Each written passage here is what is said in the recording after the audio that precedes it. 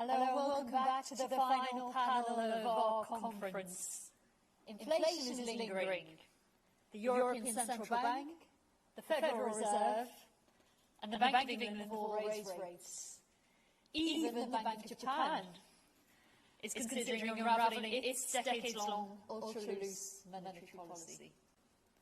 The question now is how long will policies have to stay in restrictive territory to bring inflation back to institutions' 2% goals? And is it possible to do so without creating a recession? Ladies and gentlemen, the members of our next panel will bear a great deal of responsibility for bringing inflation back down to 2, and not only that, but keeping it there. Sarah Eisen, the closing bell anchor at CNBC, will be moderating this session. Sarah, over to you. And let me just say, as a business and financial journalist who started out in foreign exchange, this is pretty much as good as it gets. So thank you for having me talking to the Big Four today. And what I love, I'm excited for this conversation because it's always fun when everybody's in different places and going at different speeds and maybe disagreeing, if you dare to do so today. So thank you all. President Lagarde, I'll start with you as the host of this meeting. On the view from Europe, I'm curious where all of you are in terms of this policy path. We've certainly seen a fight against inflation. You've been very clear that there's more work to do. How much more? Thank you so much, Sarah. It's very nice having you in this closing moment. And I'll take this opportunity to thank all the contributors, those who have prepared papers, those who have worked with the presenters, and all the panel members. It's been really, really a rich conference, and I want to thank you. So, as far as the European Central Bank is concerned, and the Eurosystem at large, we have covered a lot of ground. We have increased our interest rates by no less than 400 basis points in very short order, less than a year.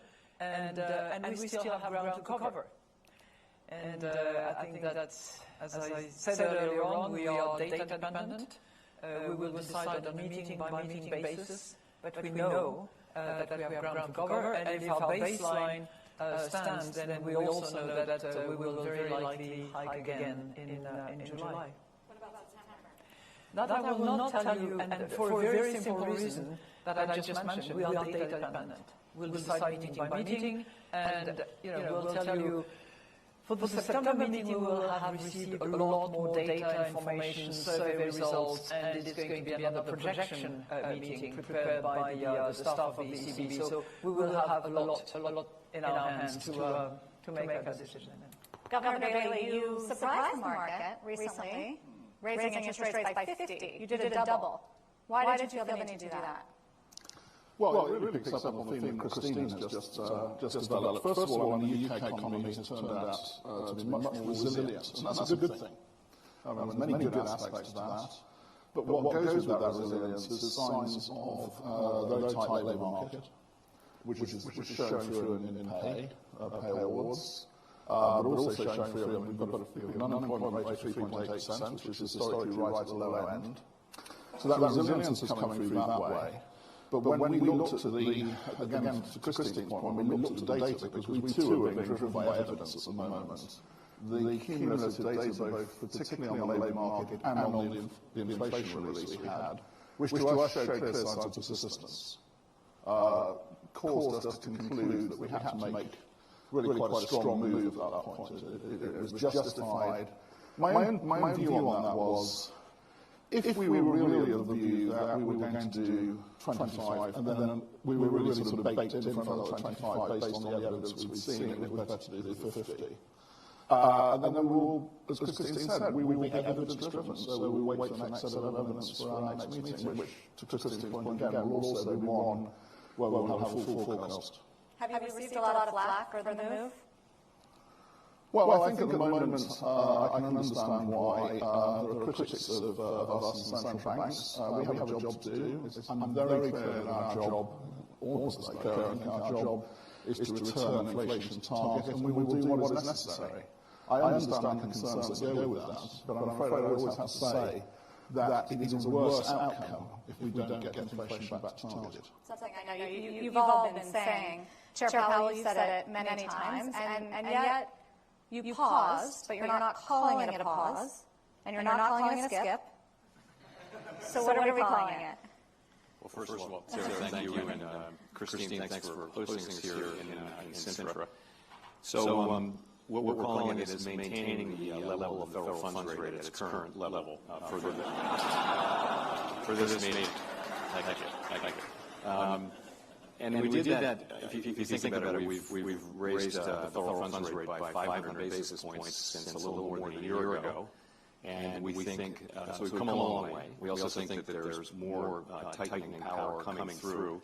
Really, policy hasn't been restrictive for very long. We started at negative real interest rates. We've now moved up to where we actually are in restrictive territory. But we haven't been there very long. So we believe there's more restriction coming. And what's really driving it, to Andrew's point and Christine's as well, is very strong labor market. We've got a labor market that where jobs are being created, there's strong wage gains, and that's driving spending, driving real incomes, driving spending, which is driving more demand and continuing to drive labor market. So the labor market is really pulling the economy. And my colleagues and I, as you will know, wrote down at RCP 2 more additional rate hikes. The median was quite a strong majority, actually wanted 2 or more rate hikes. And the reason for that was, if you look at the data over the last quarter, what you see is stronger than expected growth, tighter than expected labor market, and higher than expected inflation. So that tells us that although policy is restrictive, it may not be restrictive enough, and it has not been restrictive for long enough. So I don't get why you didn't raise rates at the last meeting, especially I think it was a surprise that it was a unanimous decision to hold rates steady. When you said a majority think that they still need to go farther on raising rates. It's really just as you get closer and closer to the goal. What we're aiming for is a stance of policy that's sufficiently restrictive to bring inflation down to 2% over time. As you get closer to that, you get closer to the place where the risks become more in balance. So, we did 4 75 basis point hikes in a row starting in June of last year. In December, we moved down to 50. Then we did 3 consecutive 25 basis point hikes. So this is really just a continuation. We're going to move the decisions a little bit, make them a little bit with a little bit more time between them, in an effort to get more information from the data to see how much restraint is really coming from these, through the pipeline, from rate hikes that we only made now, in many cases, 6, 8, 9 months ago. So that's why we did it. So maybe in every other meeting hike. We've not decided that. So the only thing we decided was not to raise rates at the June meeting. We have not made a decision to go to that. It may work out that way. It may not work that way. But I wouldn't take moving consecutive meetings off the table at all. I'm trying. Governor Maeda, first of all, it's great to talk to you. We haven't heard much from you outside of your policy meetings in Japan. I think the world wants to know why you're the global outlier here. You have decided to maintain your easier monetary policy in the face of rising inflation. Why? So, a simple answer would be, although the headline rate of inflation is about 3%, which is well above the 2% inflation target, we think underlying inflation is still a bit lower than 2%. That's why we are keeping policy unchanged at the moment. Even though we've seen measures including core, right? Higher than 2% level. Core is also about 2%. But let's say, let's look at the rate of increase in wages, which is an important determinant of underlying inflation. It has risen, but is now running at around 2%. Now, if you want a 2% inflation rate, wage inflation that's consistent with that would be slightly or well above 2%. If you assume productivity growth rate is positive. So there's still some distance to go, we think. And as a result of your policy being different than all these policies of your colleagues, the yen has gotten very weak and continues to weaken by the minute. Is it too weak? Well, the yen is in for being influenced by many factors. other than our monetary policy, including the policies of these three banks. So we'll see. We monitor the situation very carefully. Monitoring the situation for intervention purposes. No. It's the jurisdiction of the Ministry of Finance. Decisions on intervention. President Lagarde, how much would you like to see inflation moderate from these levels? Because we've already seen a nice moderation. For you to feel comfortable taking a pause or potentially going the other way. Well, this is not what we're considering at the moment, okay? But if I look back at what we've covered, inflation was, I think the highest reading we had was 10.3. We are now at 6.1 headline. Core has moved a bit down, but we are really looking at both headlines, which is the measurement that we have agreed in our strategy and that is visible for people, for the consumers of Europe, but we're also looking at underlying inflation. And on that front, we are not seeing enough tangible evidence of the fact that underlying inflation, particularly domestic prices, are stabilizing and moving down. So we're looking at as many measurements as we can, because we want to be in sufficiently restrictive territory for long enough so that we are confident that we reach our 2% medium-term target. Why is it so sticky, Governor Bailey? And why is your inflation rate higher than that of Europe? Well, let me distinguish headline and core for a moment. So with headline inflation, I do expect it to come down markedly this year, as we've been expecting some time. And a lot of that is to do with the fact that the unwind of energy measures in the UK is on a sort of somewhat longer track. So that we will see some quite sort of discrete sort of jumps down in headline inflation in the UK throughout the rest of this year. And indeed, actually, energy prices are now somewhat weaker anyway than we thought they would be quite recently. So it's core that's the issue, just as Christine said. Core is much stickier. I think I come back to the labour market again. We have a very, very robust labour market and strong labour market in the UK. One of the striking things about the UK is that the size of the labour force is smaller than it was at the outbreak of COVID. So we have had a shrinkage of the labour force. We're seeing some reversal of that now, but we're still not back to where we were pre-COVID. So that is causing the position in the labour market to be very tight. And I see this when I go around the country talking to firms, because what they say to me very frequently is that their plan is to retain labour as much as they can, even in the event of a downturn, because they've been concerned and it's been difficult to recruit labour. So that's certainly taking place. So I would say there's a backdrop of a very tight labour market going on. Is it Brexit related also? I don't think Brexit is a part of that labour market story. I think a lot more of it is actually to do with, frankly, the response to COVID. I mean, we've seen people. The UK is a little unusual in this respect. We saw people come out of the labour force during the COVID period. Other countries have tended to see that position reverse more quickly and more strongly than we've seen in the UK. Governor Ueda, when it comes to the inflation path for you, I mean, I know you'd like to see it continue to rise from here, right? What would it take for you to really strongly consider abandoning the yield curve control and negative rates? So we have a forecast or projection of inflation path that looks like it's going to go down for a while toward the end of this year on declines in import prices, and it's spilled over to domestic prices. And from there on, we are forecasting some increase in the rate of inflation into 24. But we are less confident about the second part. If we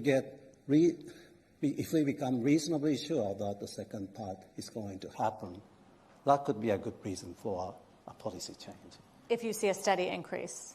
If we are reasonably sure that the second part of the forecast is going to But didn't you learn from these three that inflation turned out to be not transitory? Excuse me? I mean, wasn't one of the lessons from the last year that inflation wasn't transitory and that there are some elements in it, was not, and that there are some elements of it that are sticking and proving difficult to fight? Right. So the second part is the sticky part. But it's still, as I said, we think less than 2%. We hope to make sure that it's going to go up to 2%.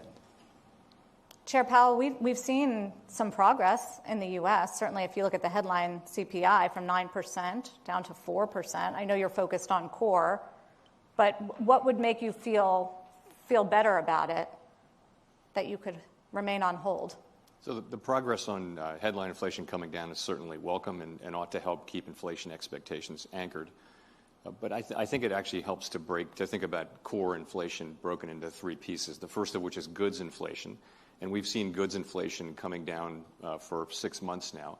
And that's because supply chains are improving, the shortages are more or less gone, and also because consumption is moving back to services and away from goods. So that part of the story makes sense.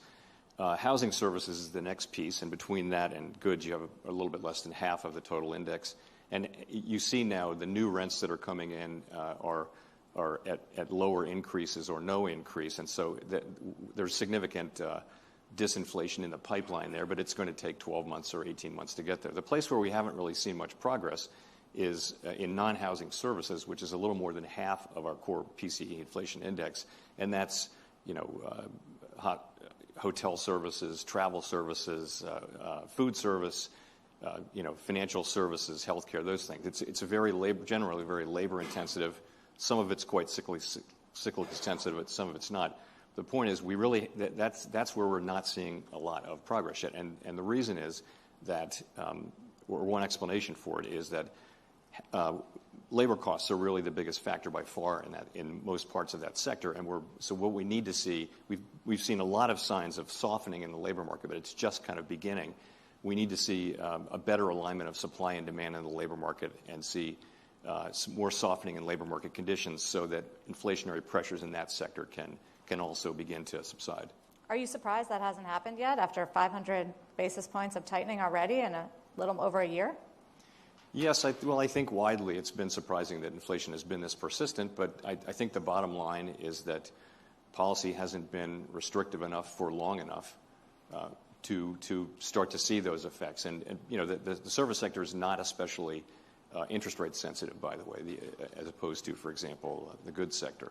So we wouldn't expect it to be the first to be affected, but we would ultimately expect, as demand softens and as the labor market conditions go more into balance between supply and demand, we would expect to see inflationary pressures subside in that sector as well. Do you guys coordinate? Do you talk amongst yourselves? Yeah, of course we do. I mean, do you call before policy meetings? Can I I just want to follow up on what Jay said, because I think he's completely right.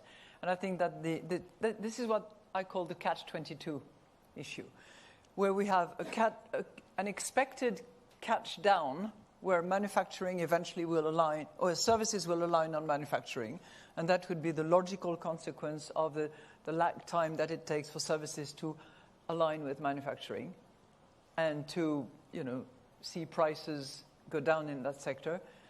The catch up is that of labor, because it is, as Jay said, labor intensive.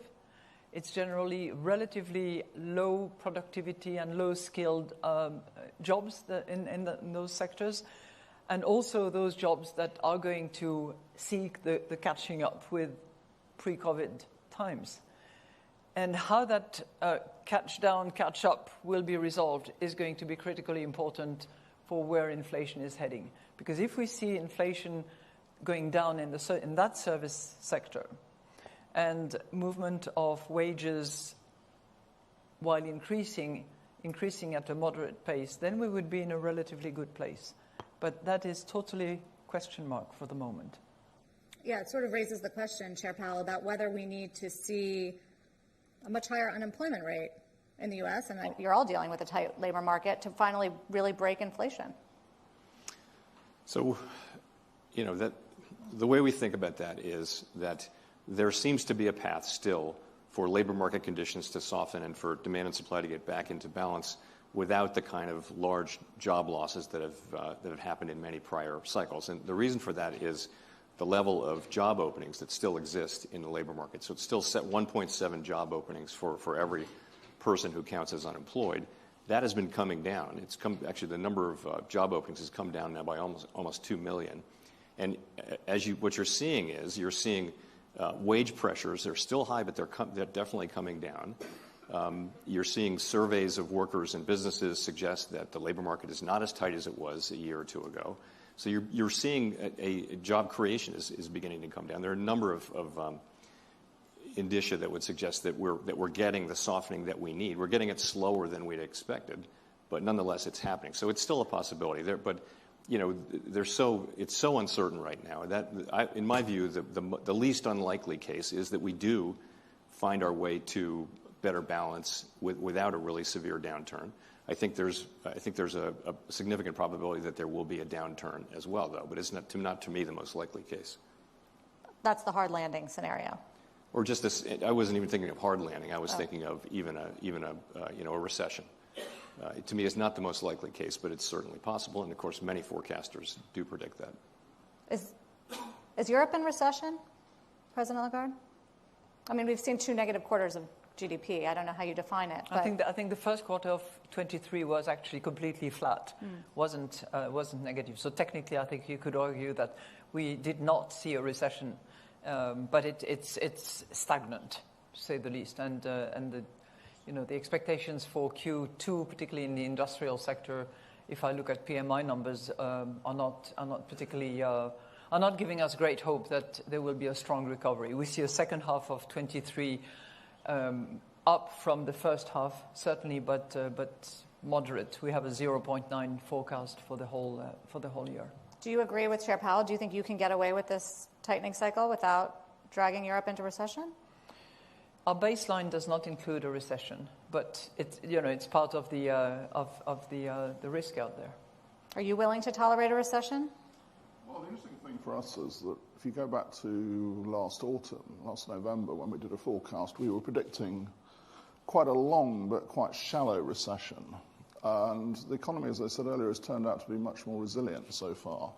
Now, I think you can sort of point to a number of things that underlie that. One of the things I would point to is the fact that we've had a very sharp fall in energy prices in Europe. And that obviously has helped with the whole question of the terms of trade shock that we've been having. It's done quite a bit to reverse that terms of trade shock, and that feeds through into national income. So I'm not surprised that we've had this reversal in one sense. What was surprising, but actually very helpful, was that, of course, we did have this big fall in energy prices and a much better winter, frankly, than we thought we would have. So, we're going through this year now in a more resilient position than I expected. So we're not currently forecasting it, but obviously we have to watch it very carefully.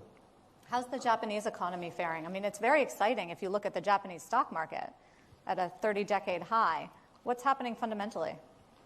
It's doing fairly well. I mean, apart from the contribution from some inventory investment, domestic economy is expanding at a pace slightly above potential, I think, driven by pent-up demand. We relaxed pandemic-related restrictions in May, and this is stimulating consumption and investment. There's also green GX, DX-related business fixed investment taking place. So investment is fairly strong at the moment. We think the economy is going to expand at slightly above potential for some time. But there's, of course, a lot of uncertainties going forward, including what may happen in Europe and the United States. I asked if you guys coordinated or talked about monetary policy before. I mean, does that happen? Should it be more coordinated? Because you're all doing different things right now. Well, if I start, obviously what we don't do is say, what shall we do, what shall you do? Because we're all setting monetary policy for our areas, and that's the law in all of our areas, actually, so we don't do that. But we do talk a lot, and I think it's important. It's important at all times, but it's particularly important in recent times at the moment because we're facing such big global shocks. We've got common shocks. They differ a little bit in terms of their impact and their effect, but there's some huge global events going on that are affecting all of us. So, I think we do talk quite a lot and we see each other quite a bit because it's important we do that. And, we share wisdom on how we're sort of interpreting the things that are going on around us. Yeah. I guess we are in a flexible exchange rate world, so we do policies independently. But of course, we exchange information, which is very, very valuable. Do you think that, Governor Ueda, do you think that they are over-tightening? No. No, you don't. You approve of the policy. You've had a very tight labor market for a long time in Japan, even before COVID. Yes. Demographic issues demographics there, yeah. is working in a way to tighten the labor market for quite a long while. And it's going to continue this way for a while. I mean, the economic conversation, it gets into an interesting question, Chair Powell, where now we're wondering, easier to fight inflation last year when the economy was doing better, but now that we're seeing signs of softness and weakness in manufacturing, and you mentioned the labor market starting to cool off, about overdoing it and the risk of overdoing it. Do you wonder about that, or you're still just focused on inflation? Let me say the U.S. economy has actually been quite resilient, and the data that we're still seeing, including since the last meeting, still is consistent with with an economy that's resilient and growing albeit at a modest pace. As I mentioned earlier, though, yes, there was no question. The first question was how fast should we go, and we went pretty fast, and we got to a level that we believe is restrictive. We're in restrictive territory. If you take the federal funds rate and you subtract some forward-looking measure of expected inflation, you'll get a significantly positive real rate, meaning we're probably in restrictive territory.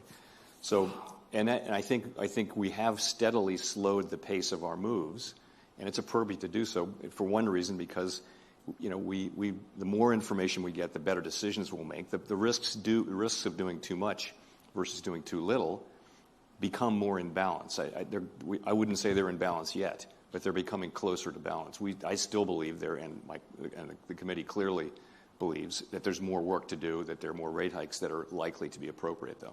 So you think the risk is still of doing too little and not getting control of inflation? Yes, and of course But inflation expectations are, I don't have to tell you, very well anchored.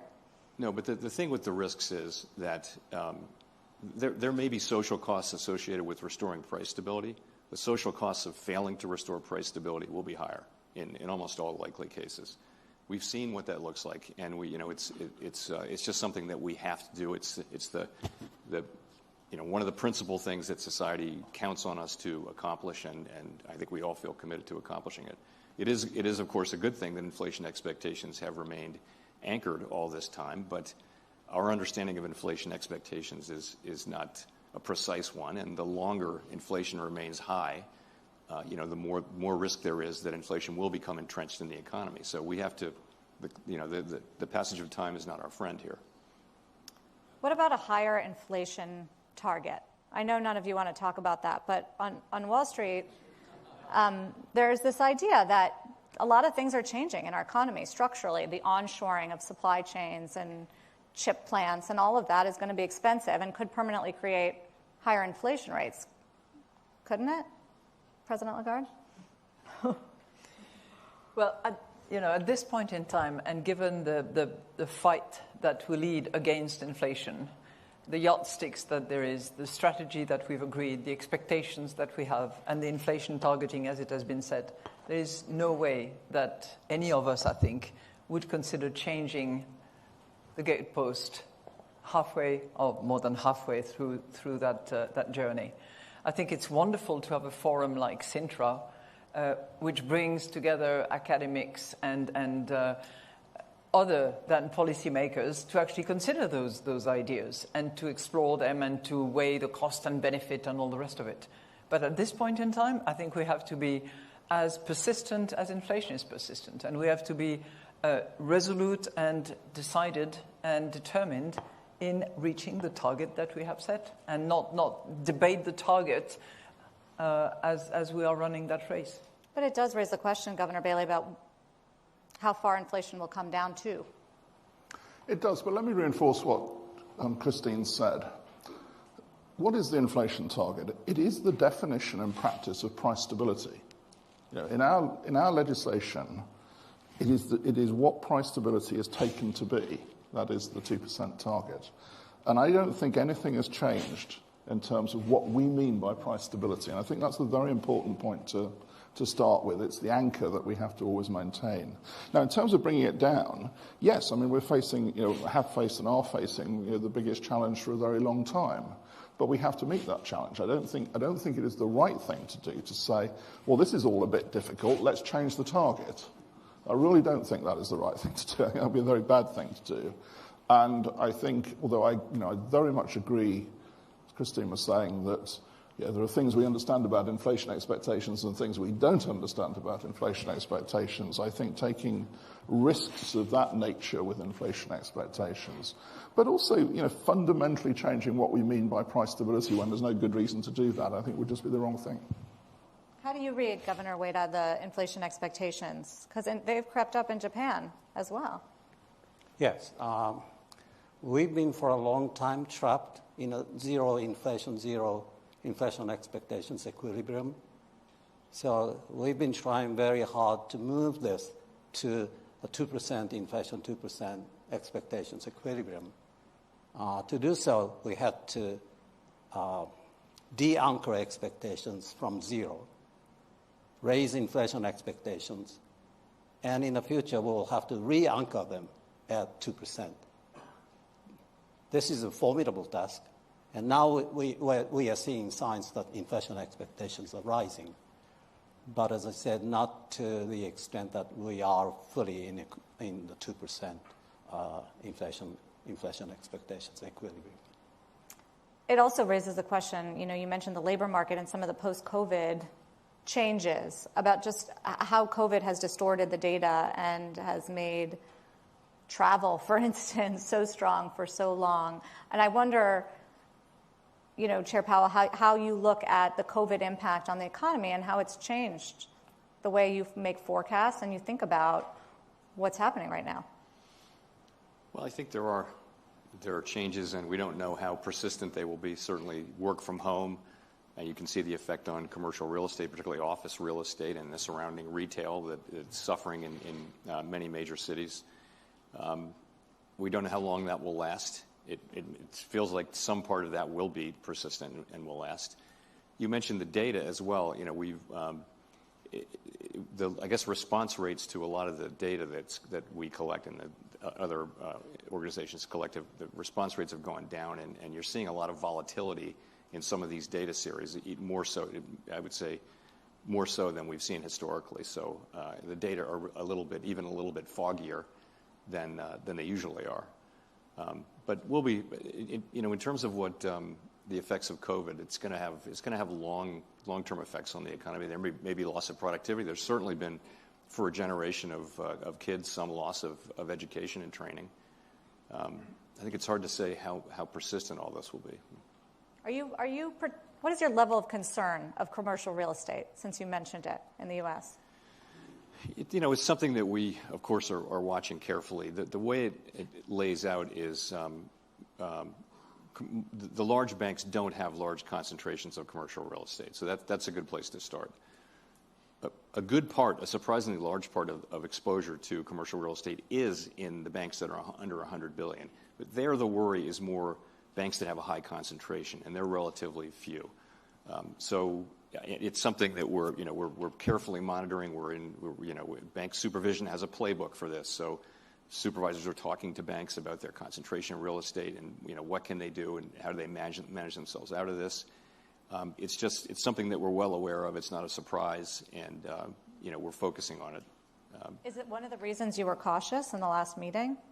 Commercial real estate? I wouldn't say so. No, I just generally speaking, it was at the last meeting. It was about what's in the pipeline, how far we've come, what's in the pipeline. I will also say that the bank stress that part of the decision, in my thinking anyway, was the bank stress that we experienced earlier this year. There's a fair amount of research showing that when something like that happens, bank credit availability and credit can move down a little bit with a bit of a lag. So we're watching carefully to see whether that does appear. Of course, tightening in financial conditions is what we're doing intentionally. So we have seen bank credit conditions tighten. The question is, and that's what we're trying to achieve. The question is there another channel of that or a greater amount of that coming from what happened in March? We don't really see any evidence of that, but I think that's certainly in the back of my mind to see whether we do see that. Yeah, it gets into the question about lags. How long are lags, Governor Bailey? And do you expect to see more? It's a very interesting question in terms of the transmission of our monetary policy decisions. So if I can just illustrate it with the UK case, and obviously it's not the only part of the transmission mechanism, let me be clear, but it's an important part, and illustrate it with the UK mortgage market. So we've seen a big structural change in the UK mortgage market since the last tightening cycle of monetary policy, which of course, accepting passage of time, was about 20 years ago actually.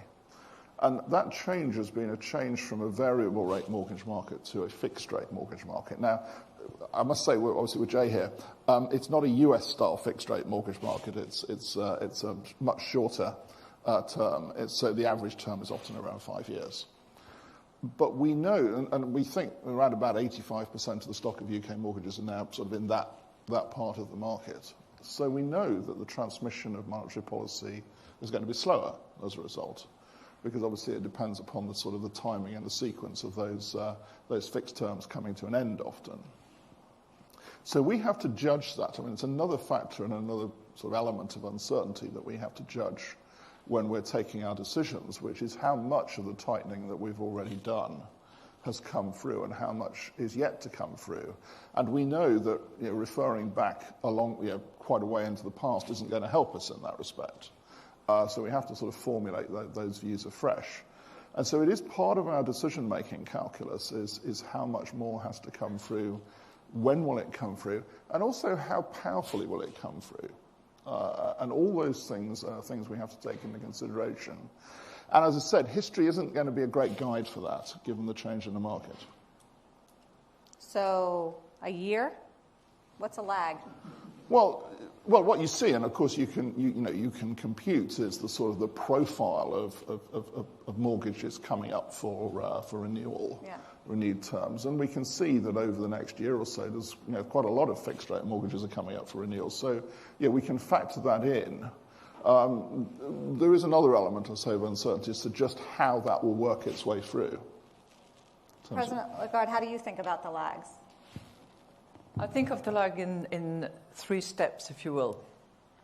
The first one is transmission in terms of tightening of the financing terms that are made available and how markets absorb the decisions that we make. And on that front, we have a good and reasonably rapid transmission. We see it in rates, we see it in volume of loans, and on both accounts, there is a good absorption and a rapid transmission of our monetary policy decision. But that's only step one. What we need to see is step two and how it materializes on investment by corporate, and for households, it's predominantly mortgages. And for the euro area, there is a lot of heterogeneity, because you have markets where mortgages are at fixed rate, markets where mortgages are at floating rates, some that are readjusted every so many years. So we have to look at all those data very carefully. But it seems that the transmission is likely to be less rapid than it had been in the past, because there are many more fixed-rate mortgages now in the euro area than there was, say, 15 years ago. And that's not it. We need to see it then, channeled to the third step, which is inflation. So we want to see that transmission strength through step one, step two, step three, and make sure that this is really having an impact in terms of the fight we have against inflation.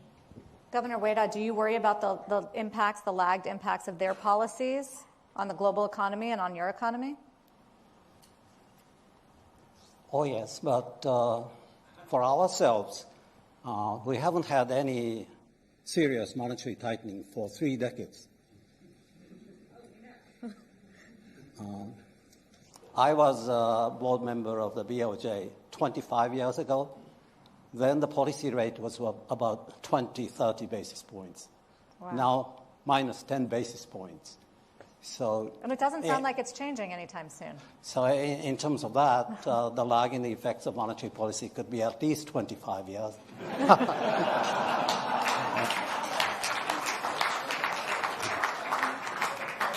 We'll see what will happen if we get to normalize policy seriously, but we'll have to be very careful here.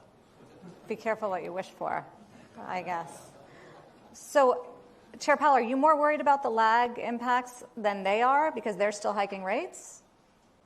I don't know. I wouldn't want to compare. I would just say again, so what's different this time is actually, though, that markets move substantially in anticipation of moves. So by the time we lifted off in March of 2022, the 2-year had moved from 20 basis points up to 200 basis points. So financial conditions now move in expectation, and the whole modern communication strategy really helps that along. So that is different. What may or may not be different, and we also haven't had this kind of tightening in 3 decades, really. We've had tightening, but it wasn't this looks more like tightening cycles from the 70s and 80s.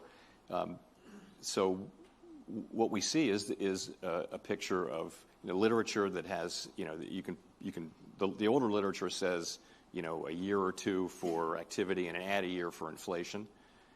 There's new literature that says it's much faster than that, and I think we just have to use our, to watch and see what's happening. There are reasons to argue that it would be faster this time or slower this time, but I just don't think we know at this stage. Well, it kind of gets into the question about the markets, and you're saying that it's a transmission mechanism. You're all talking very hawkishly and saying there's more work to be done and we're still worried about inflation. The markets pretty much think you're almost done, all of you guys. Maybe one more hike in July and then done, and then into cuts next year. Is that wrong, President Lagarde? I look at the data we have. I look at the mandate we have. I look at the transmission lag, and we've decided for ourselves that we would use 3 criteria. That's what we are focused on. Of course, we are not completely oblivious to what happens in markets, but we have to be guided by what the mandate is, what the data delivers, and what criteria we take into account in order to determine our policy and to establish our stance going forward. That's the only way to go. But I guess, there's financial conditions, and I don't know, Governor Bailey, are they working against you? You're trying to fight inflation, and MSCI World is up nicely this year. Well, by the way, the market, I don't think thinks we're nearly done at the moment. They've got a number of further increases priced in for us. My response to that will be, well, we'll see, because we are, as we were saying earlier, we're essentially evidence-driven in that sense. So, we'll make our decisions based on that. I think you're right to point out, as you said earlier, and I would draw this point out, that there are 2 parts to this. There's where the peak is, and then how long it's sustained beyond that. And I think both of those are relevant. Both of those are things that will, sorry to state the blunt and the obvious, will emerge with time. But I've always been interested that the market thinks that the peak will be quite short-lived in a world where we're dealing with more persistent inflation. Right. They did finally price out the cuts in the U.S. a few weeks ago. The market was primed for cuts. I assume you were pleased to see that that's no longer the case. So if you go back and look at forecasts from the participants on my committee on inflation, you'll see, we've been consistently thinking this is going to take some time. It's going to be a process that will take longer than we would have hoped, and it may well be a bumpy process. But markets have gone back and forth between pricing in what appearing to price in pretty quick declines in inflation to coming back to being more in alignment with the thinking of the committee, and that's where we are right now, is closer to where committee participants are. But as Christine said, we're not focused on what the market's forecast is. We have our forecast. All of us who are on the committee, we work hard to develop an understanding of what's driving inflation and what the path forward for inflation is. We make our best estimates. And that still is that it's going to take some time. It's just going to take some time. Inflation has proven to be more persistent than we expected, not less. And, of course, if that day comes when that turns around, that'll be great. But we don't expect that. We don't plan for it. So is it counterproductive to you that the stock market has rallied, the bond market has rallied? The market is fighting the Fed. The market thinks you're closer to the end, and I mean that does make financial conditions easier. Wasn't that the? You can't fight the Fed, but they're fighting the Fed. Is that a problem for you? I don't see it that way. I don't look at it that way at all. Honestly, we have different jobs. You know, our job is to bring inflation down to 2% and sustain maximum employment. That's our job. That's what we think about. We look at the data, and that's what we care about. And markets react. Different parts of the market react in different ways. It's just not something that is a principal focus of our work. But it did seem last year like you wanted a weaker stock market. You used the word pain at Jackson Hole. It seemed like you were trying to communicate that financial conditions should tighten, and less so this year. Is that right? Not really, no. Okay. Of course, we work through financial conditions. That's what we do. Our rate and our, all the things we do and say work through financial conditions to affect the real economy. That's how it works. But it's broader financial conditions. So we're not focused on any one market. We're never thinking, oh, let's do this to this market. It's just, in general, let's communicate what we want to do and why we want to do it. And financial conditions adjust. And that's really all we can do. We do not target particular parts of the market, although, of course, we do monitor market conditions. So you don't care what the stock market's doing? I look at broader financial conditions. It's one of many, many conditions, along with interest rates, credit spreads, everything, all of the conditions and the availability of credit. It's one of many, many things. Again, we don't focus on any one thing as the key thing. Governor Ueda, how important is it to you, the markets, as it relates to financial conditions and the mechanism for monetary policy? You mean the stock market? Stocks, bonds, currency.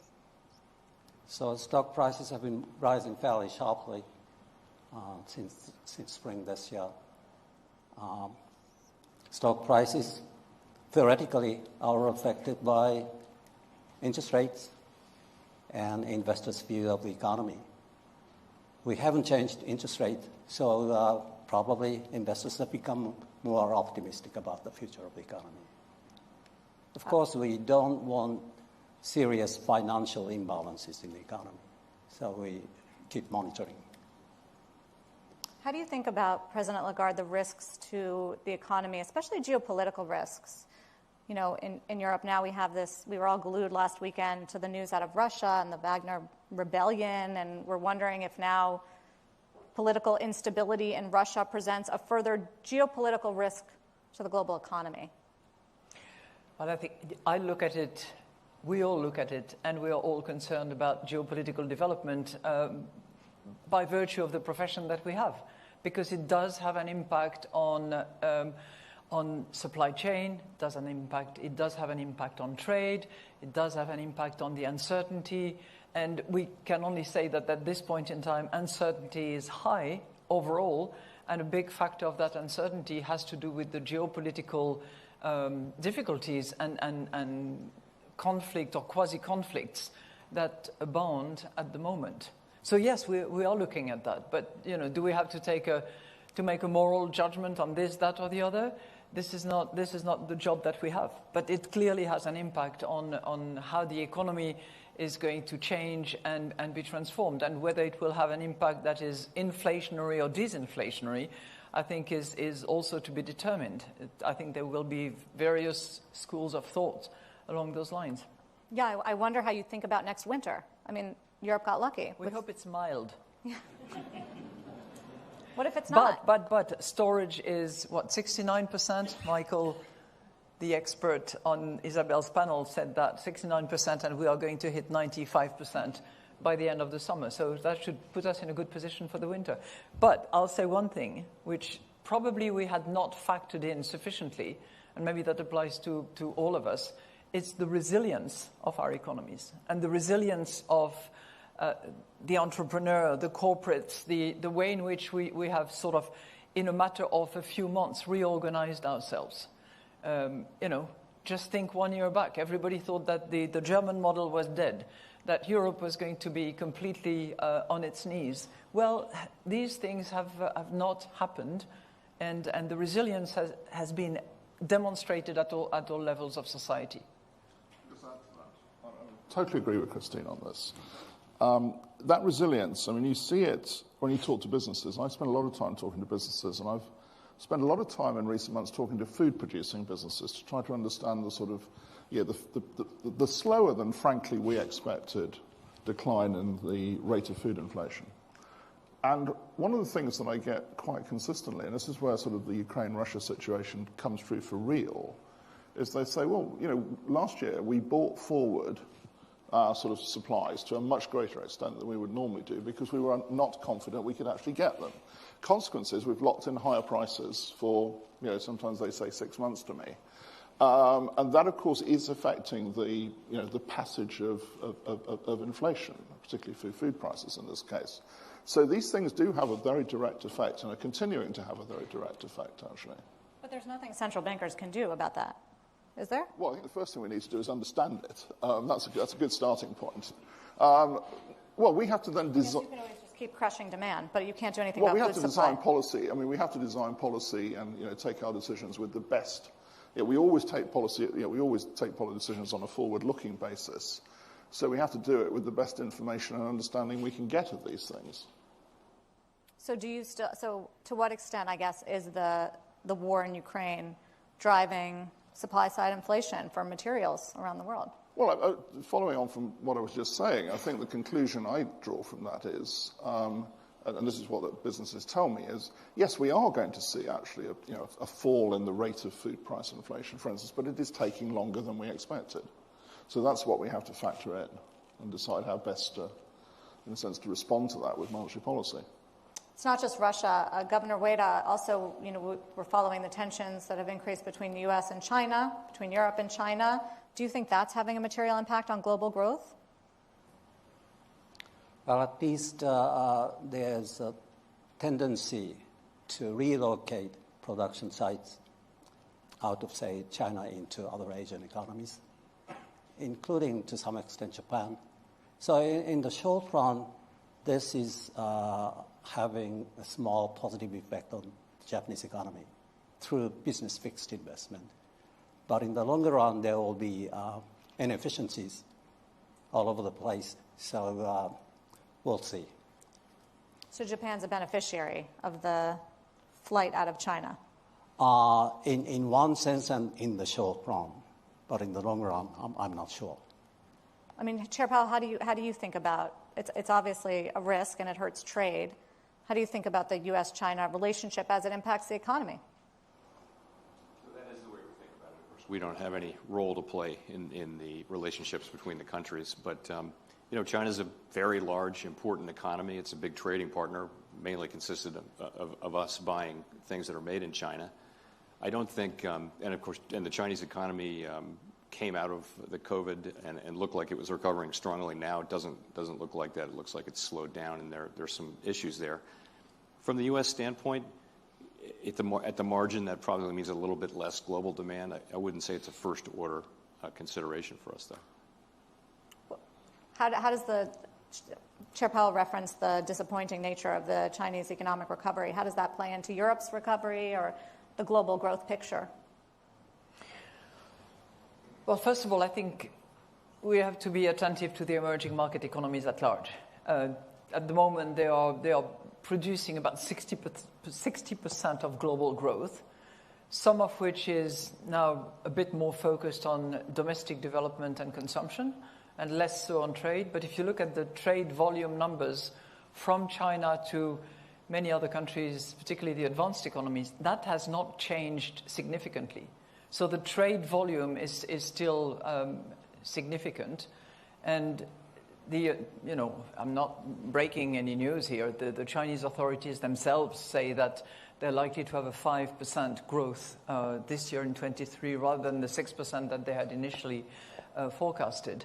So that will have an impact, given the size of the Chinese economy, on global growth at large.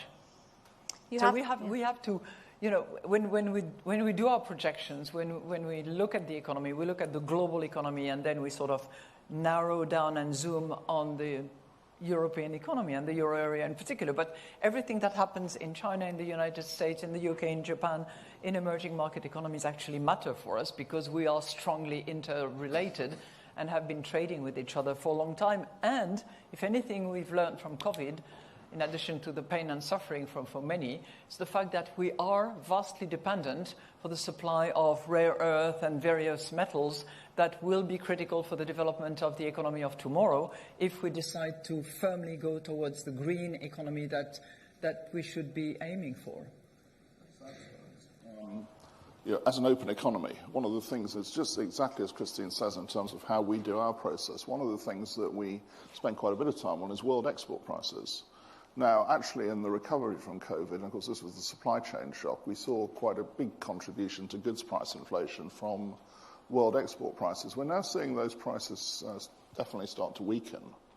So that will be another determinant going forward of policy.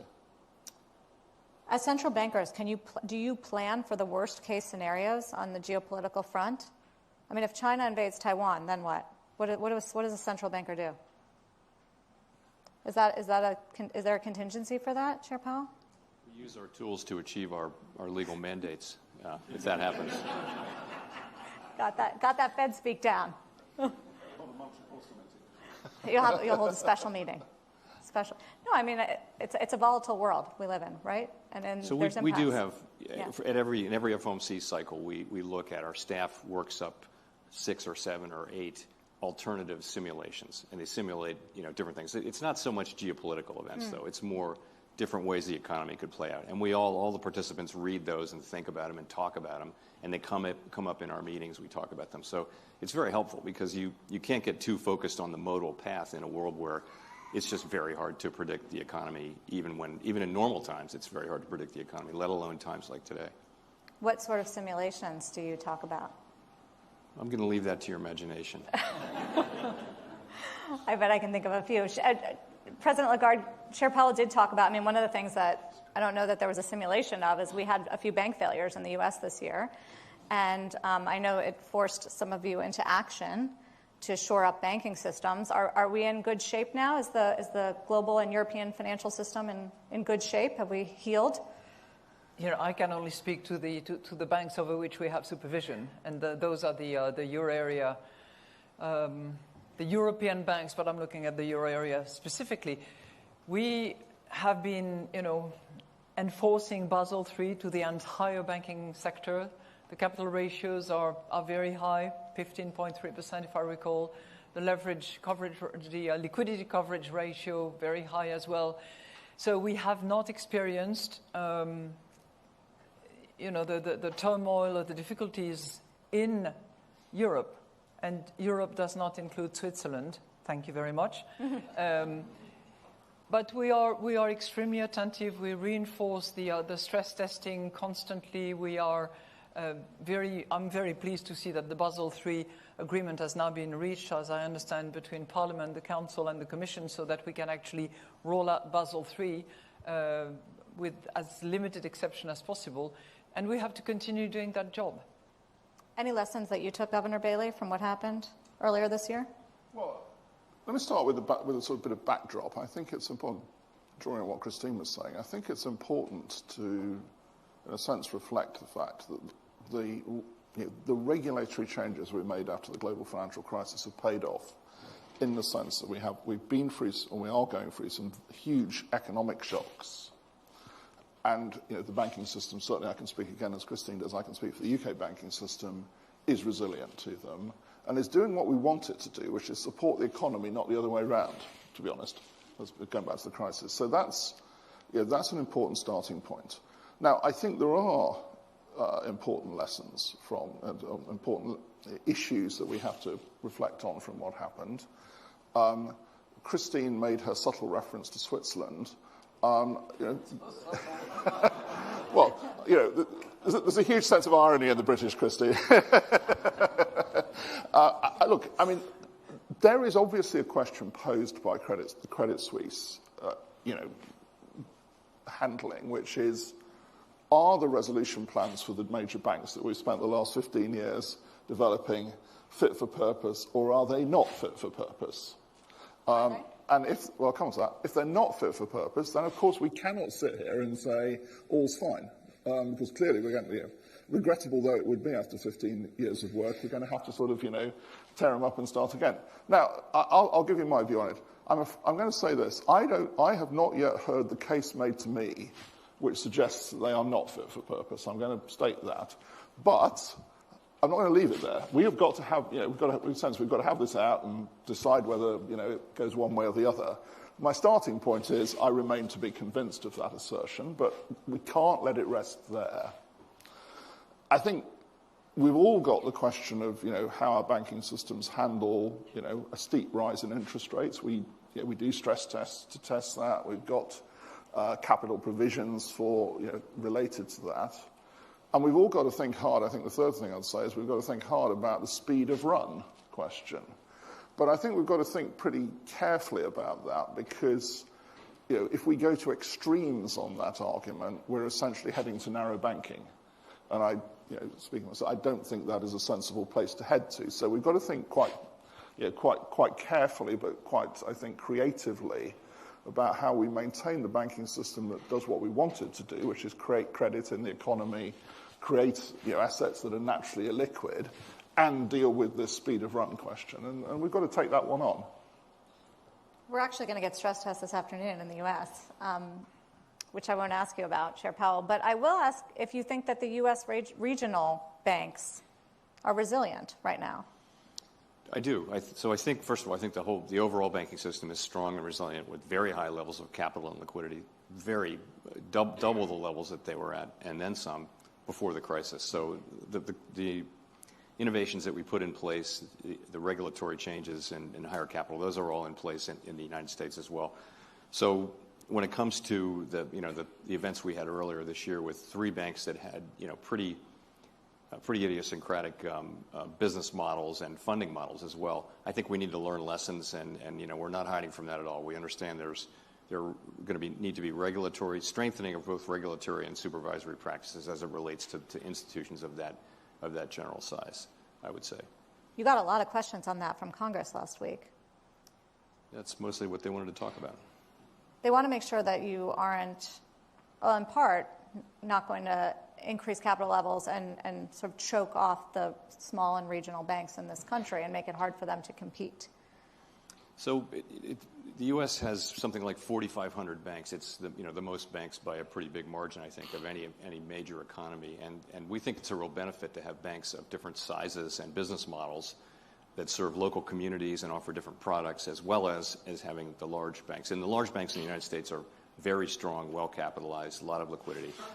And they've been a source of strength, I think, through the last couple of events. So I think it's important that whatever changes we do make, keep in mind the need to preserve the business models of these of smaller banks and not just of the largest banks. Any concerns for you, Governor Ueda, on the strength of the global financial system at this point as we go through this, once in several decades tightening period? I can only talk about Japanese banks. I think they are well capitalized. They're capitalized. They have enough liquidity. It's true that some smaller banks, regional banks, are sitting on non-negligible amount of valuation losses on their security holdings. But on average, that's about 1% of their core bond capital. So it would be okay. But if we do get to normalize our monetary policy, because we go into the 2% inflation rate equilibrium in the sense I discussed earlier, then rates may go up by large margins, and we will have to be careful. We'll have to be carrying out all sorts of stress tests, I think. I also wanted to ask you if you go into a more normalization stance away from negative rates and the yield curve control, how you'll manage the risk of the government's enormous financing needs, and whether that's a concern that you think about. Well, we keep saying that's the business of the government and the Diet to create sustainable government finance. Fiscal policy in general, I'm curious if you guys will bite on this. Is it helpful right now or hurtful, President Lagarde? You know, everybody has to do what everybody has to do. Man's got to do what a man's got to do. Monetary policy makers have to decide on monetary policy, and fiscal policymakers have to do their job. It is true that there are circumstances where working hand in hand and supporting each other has proved helpful. I think we had a very good demonstration this morning in one of the lectures that we had. I think what we have very clearly stated as a governing council of the whole Eurosystem is governments, please, it's time now to roll down the measures that you had decided for COVID and for energy purposes, and that you adopt a path that will take you to better sustainability of your public finance.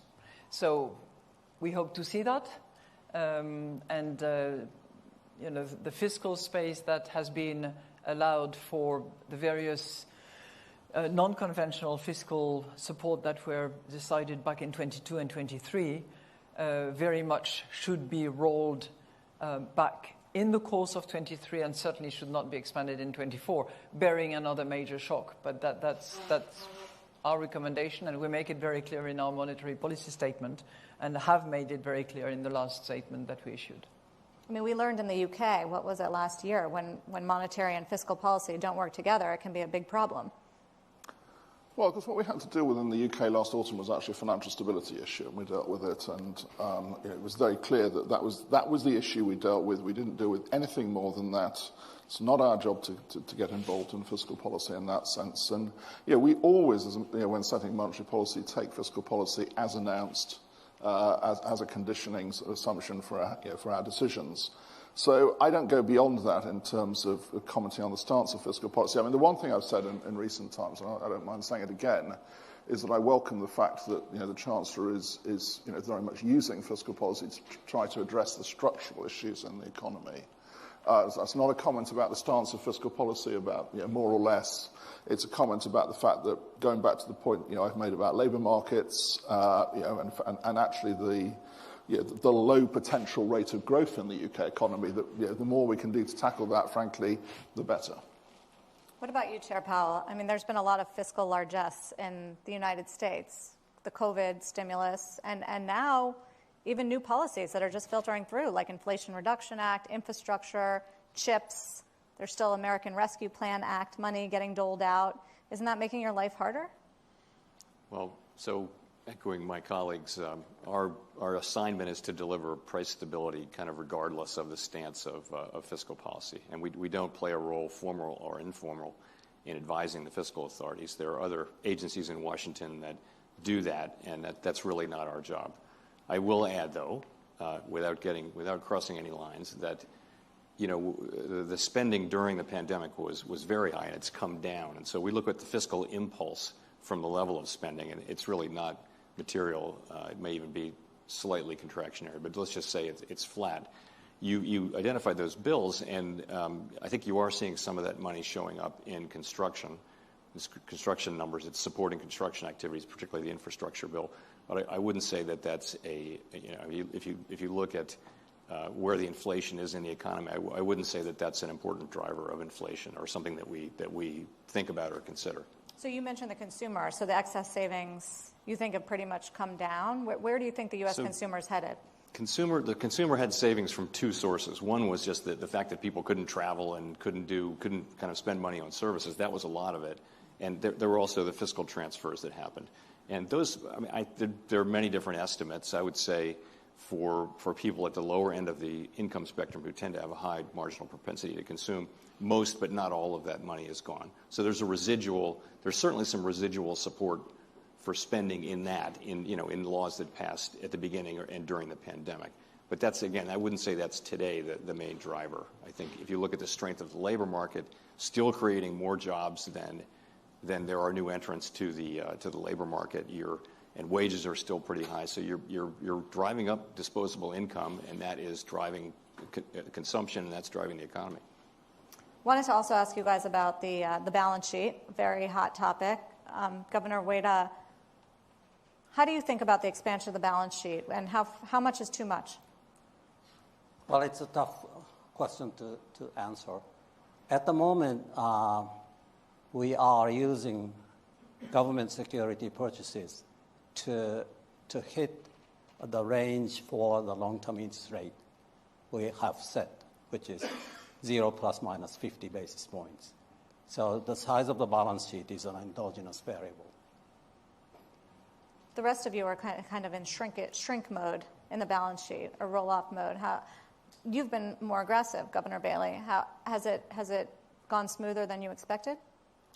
Well, so far, I don't want to tempt fate, it's gone very smoothly, actually. By the way, the reason that you say more aggressive, just to be clear, is that we've got a longer duration of bonds in our portfolio, government bonds in our portfolio. So leaving it to an organic runoff would mean a lot longer runoff for us, I think. That's why you're outright selling. So that's why we're selling. And so the target we set for the year, the 80 billion target, was the sum of the natural runoff plus the difference between the target we set and that.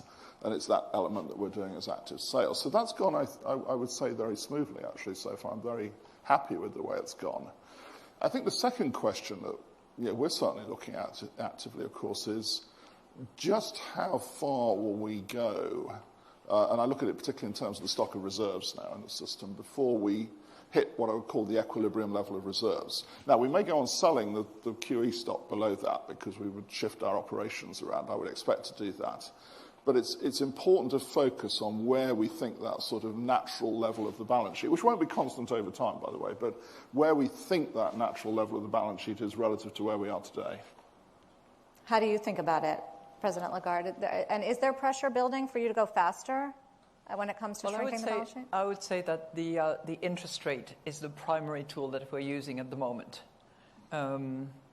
Second, there is almost a contractual reduction of the balance sheet of the ECB because there is a reimbursement of the TLTRO that we had put in place during the pandemic, and that is actually happening now, if not yesterday or the day before. Third, as of the 1st of July, we will stop any reinvestment under the asset purchase program. So there is a natural declining of the balance sheet of the ECB, which is only, a first step. We are discussing our operational framework. Hopefully we will be able to complete that work in the next 6 to 9 months, and that will really determine the desirable size of our balance sheet, which is always a factor of also the circumstances and the situation we are in. But that is coming. Is it going smoother than you thought it would as well, Chair Powell, QT? I'd say it's working as we had hoped and expected it would work. We have a entirely passive program. As treasuries and mortgage-backed securities mature, they roll off subject to a cap, and it's been moving along at a pace. The underlying pace, if you hit the cap, is about $1 trillion a year. And reserves appear to be quite ample, so it has ways to go. Is there anything that would make you speed that up or slow that down? We always say that we're prepared to adjust in light of evolving conditions, but I don't see anything that would cause us to want to do that right now. Okay, so in the moments that we had left, we've talked about a lot of the risks. We've talked a lot about some of the concerns out there. I want to hear some optimism, maybe, and what makes you feel. None of you are really talking doom and gloom on recession, but what makes you, President Lagarde, optimistic right now? In my professional field? However you want to interpret the question. Personally. Otherwise, there are lots of things that make me happy, and I hope for all of you. I'll just mention one success, which I'm really proud of, and I'm very proud that Fabio Panetta was the one who led that exercise on behalf of the entire group. Today, the European Commission has published the legislative draft for the European digital, for the digital euro, for our CBDC. And that gives me hope because I think that it really demonstrates the capacity to innovate, the capacity to work as a team, the capacity to anticipate what digital payments will be tomorrow, Now, some people are very skeptical and they say, well, you're taking risk, financial stability, possible runs that will be accelerated by this.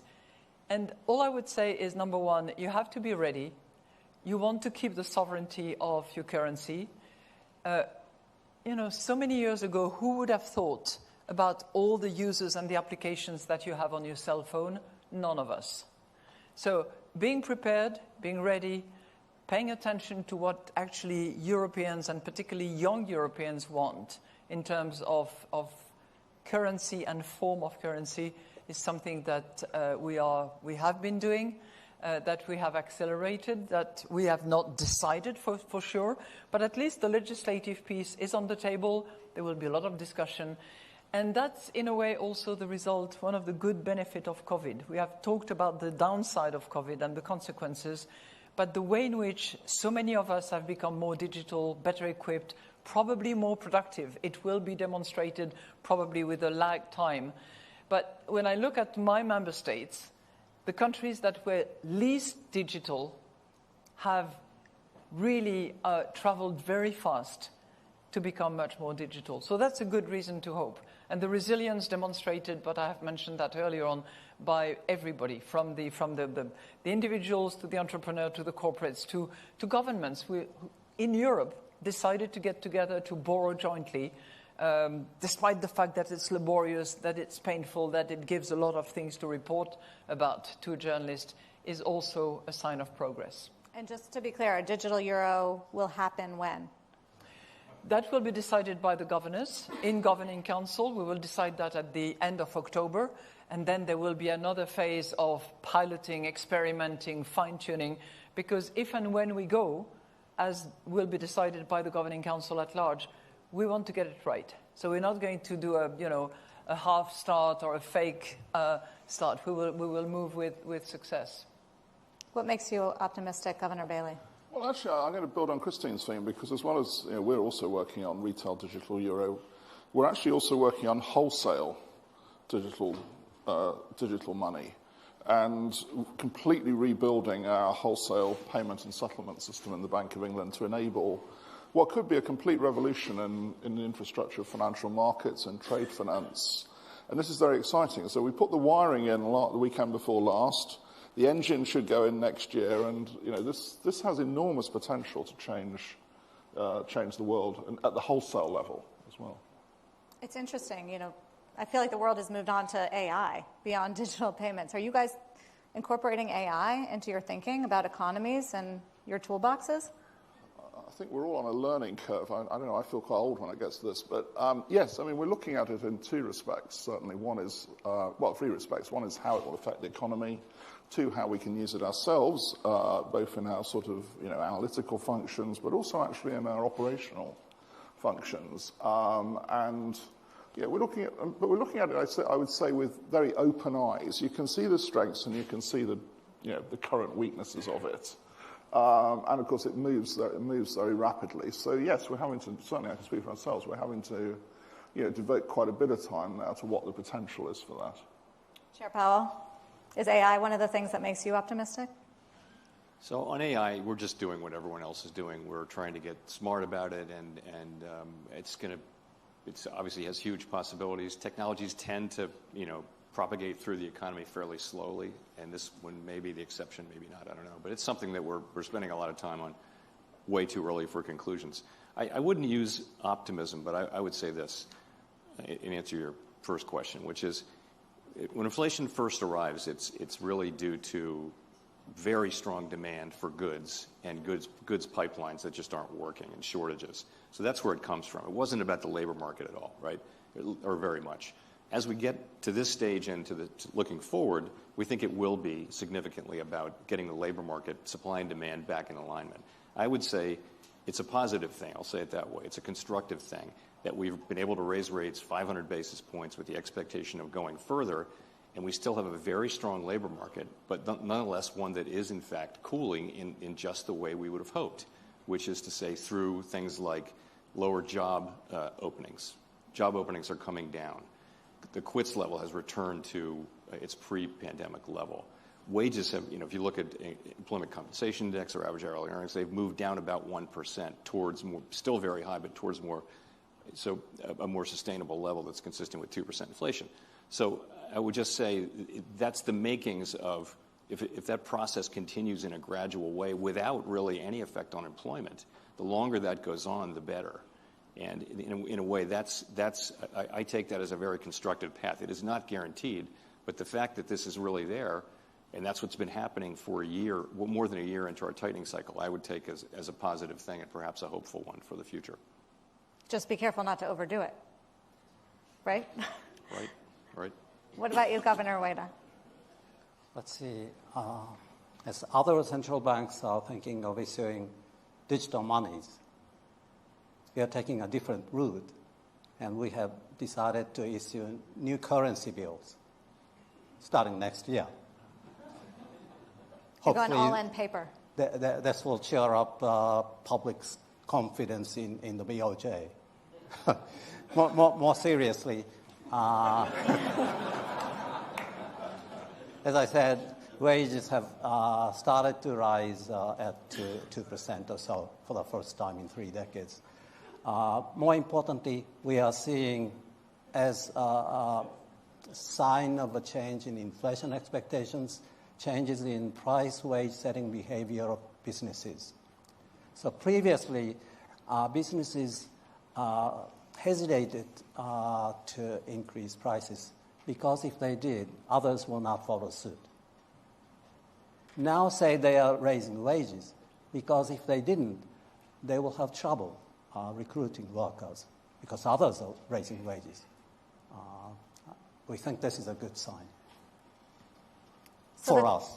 So the topic of Sintra of this ECBU forum is inflation, volatility. So now is prediction time. In 1 year, when hopefully I'll be invited back, President Lagarde, inflation rate in the UK is what? Well, our last forecast, we expected inflation to come back to target towards the end of next year. We're going to start the next forecast in about 2 weeks' time. I was trying to get a jump on that. Yeah, I was trying to jump on that. Do you get to 2% by this time next year, President Lagarde? Well, you said a year from now, right? Yes. Okay, so the projection we have is 3% for next year. Headline. Will you be satisfied with that? I want it to be timely. We all want it to be timely. Timely. Okay. Chair Powell? I don't see us getting back to 2% this year or next year. You don't? No. I see us making progress, steady progress on, this is core inflation. Yep. Headline inflation is coming down now, is lower than core. But for core inflation, I don't see us getting to 2% this year or next year. I see us getting there the year after. 2025? Yeah. Core inflation 2%. So you're going to be restrictive for a long time. No. We will be restrictive as long as we need to be. But, if inflation is coming down sharply and we're confident that it's on a path to 2%, that would be a different situation. You would begin to think about loosening policy, but we're a long way from that. That's not something we're thinking about now or in the near future. Governor Ueda, are you going to get to the 2% by your measure?